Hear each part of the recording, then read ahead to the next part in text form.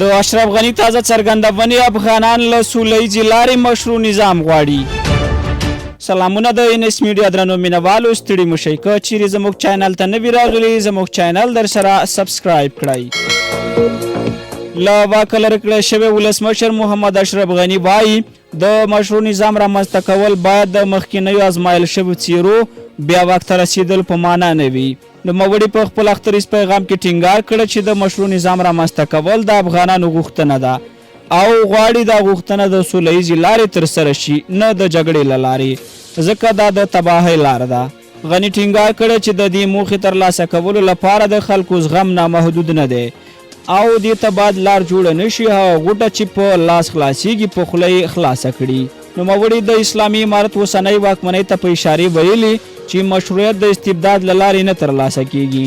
استبداد په خپله ځان ته مشروعیت نشي بخلی. تور او ټوپک، انفجار او انتحار مشروعیت ته لار نه باسي. دا حکم د ولس په لاس کې دی او د هغه له حکم پرته مشروعیت نه راځي. ټول پوهیږي چې افغانان په ښکاره د نظام مشروعیت او د منلو وړ حکومت د ټولو لپاره غواړي، خو ترجیح ورکوي چې دا کار د سولهییزې لارې ترسره شو. د جګړې وینې تویونې پلویان نه دي، ځکه نو دوی متل لري هغه غوټه چې په ګوتو خلاصیږي خولې ته یې اړتیا نشته.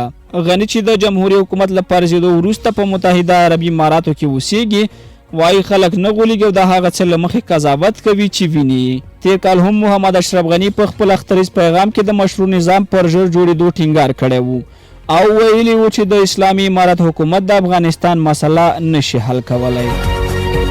له ملتیا مو نړۍ مننه، تر بیا ښې چارې.